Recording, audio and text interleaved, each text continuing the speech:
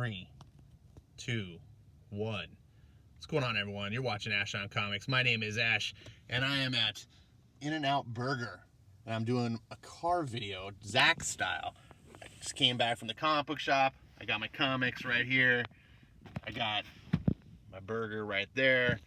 That's my driver's seat. I got a little, no one ever really rides in my car, so I have this little cool thing that holds my comics, holds your burger steady when you're driving, because you got to have your burger steady. Remember, kids, don't drive with out your burger steady. That's a pro tip from Ash on Comics. Should be Ash on Burgers. That's a good channel. God, I would love to do that. It's really hard to do your video this way. As always, we got to do the unboxing. Got to see what I got today. It's a big surprise. You never know what I'm gonna get, or if you watch the channel, you absolutely know I'm gonna get. Look at that. Look at that. Double. Beautiful. Just got it. Eric Breen's like, how cold is your burger? My burger's not cold today because I'm here at In-N-Out Burger. And if you're really sly, you can dox me by figuring out which burger that or In-N-Out that is. I'm gonna eat this burger. Then we're gonna look at some comics. Yeah.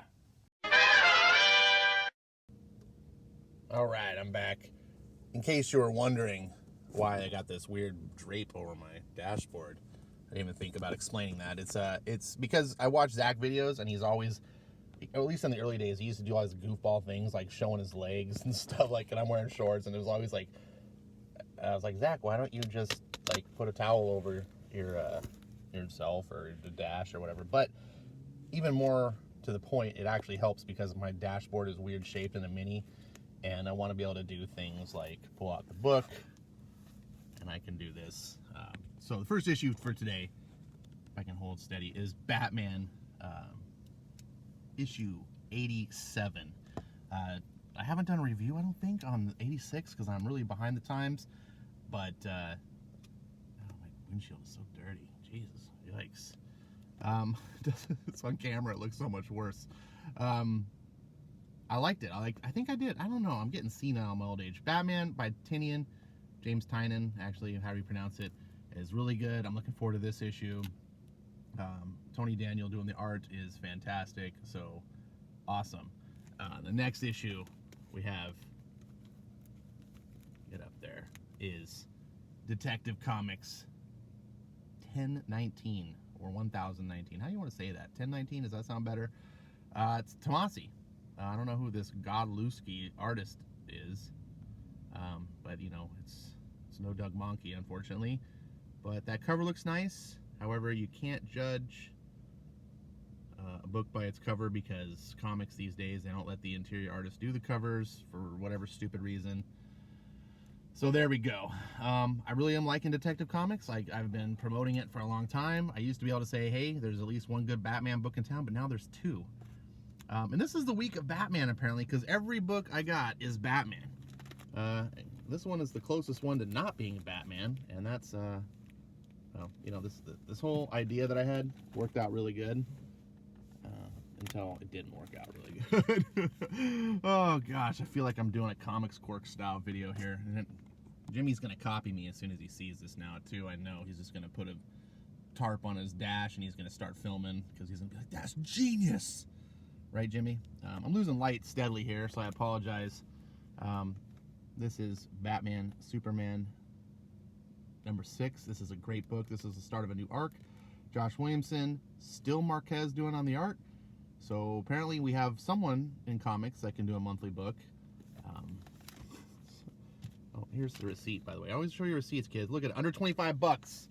Boom! Under 25 bucks. That's what your comic bill should be.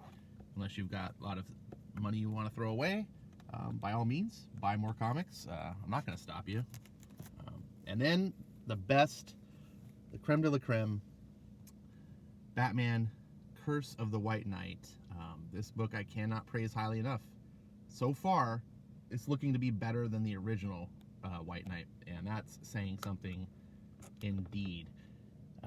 Using Bane appropriately, I feel like Sean Gordon Murphy has a good sense of how to do Batman, even though he doesn't stick to some of the canon. He changes things up, and it's like, that's not quite right. And I've heard some Batman fans be unhappy, like, that's not how certain things are in Batman. And it's like, well, yeah, this is an alternate universe. This is like Nolan's version of, the Nolan verse of his Batman trilogy and the movies.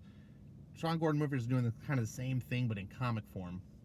And I'm okay with that because, in my opinion, you can make changes, especially if you're not doing continuity books. And if you do it better, people are going to embrace it. And I'm certainly embracing it. The writing in this book is fantastic. The art is just as good. I can't praise this book enough. It's so good that I buy it twice. So here's the alternate cover for this week. Each one features a character from the book. This one is Edmund Wayne, which is the great ancestor of the Wayne family, who started the whole fortune for the Waynes, and everything starts here. It's a great mythos that Sean Gordon Murphy is building up, and I can't speak highly enough. That's all I got this week. $20, 5 books. Is that 5 books? Yeah, 5 books. Which one do you think is going to be the best as I haphazardly spread them across my dash? It's easy. I don't have Stan and Forky with me. I'm sorry. This is probably the worst Ash on Comics video ever done. But I had a delicious burger that was hot. Eric Breen was right. It's way better when it's not 20 minutes old. These are the comics this week. I want to do a haphazard style video and let you guys see that I guess Batman week. I don't even know what day it is today. Let's look at my phone. January 22nd is now officially, I guess, Batman Day, where DC says all of our Batman books are going to come out on the same day because we're geniuses. Dan Didio, the genius publisher, instead of having every week a Batman book, let's have 4 Batman books come out on the same day, right? It amazes me that people like him have a job at his pay grade. You can't fuck shit up more. Like, I swear the fry guy at McDonald's could run some of these comic companies better than these guys who have been doing it for years. Doesn't it just make logical sense if you had 4 not just 4 Batman titles, 4 good ones? These are some of the best books DC's got going. There's other great books. There's better books that DC's got, but these are amongst the top 10% of DC's books, and they're all Batman. And you'd think every single week, get fans going to the comic book store. Get fans. These modern comic companies, they don't think about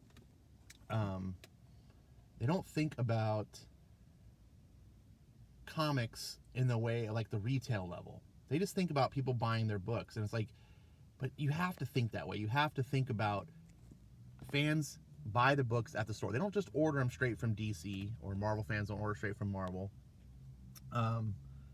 So that being the case, how do you get fans to do that? Well, one way you get them to do it is to go to the comic book store every week.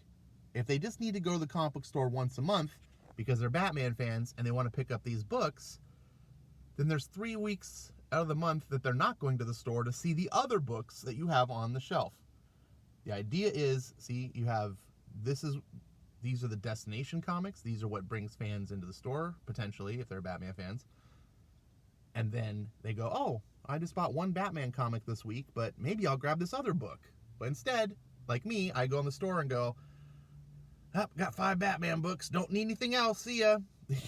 Because my budget, I'm keeping to $25 or less a month or a week.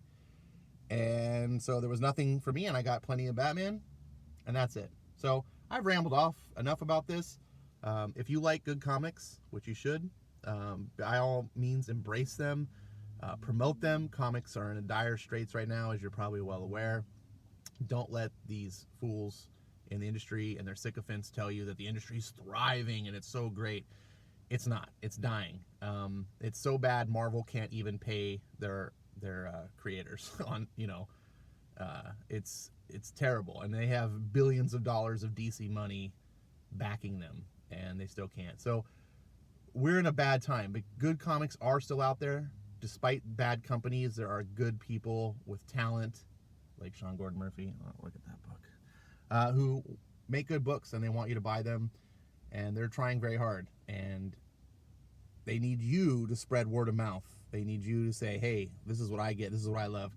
We can ramble and rant about all day about the shitty comics, and there's plenty of them out there. And believe me, you've heard me if you listen to my channel. I'm not afraid to rant about shitty comics. But I also want to embrace the good ones and keep the enthusiasm. And right now, it's a good time to be a Batman fan. It really is. So think about that. Think there's no Tom King. There's no Tom King. Look at how great that is. I don't think there's a bad Batman book on the shelf. I mean, the worst Batman book might be that Batman Graves miniseries, maxi series.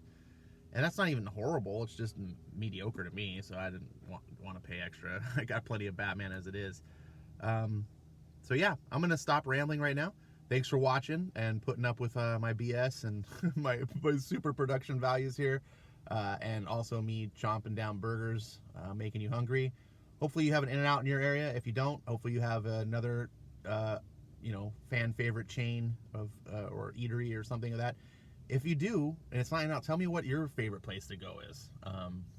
How do you enjoy comics? Tell me. I love to hear. Love to hear what your pull is. Put it down below. I like to see every week what people are pulling. And I'll talk to you next time.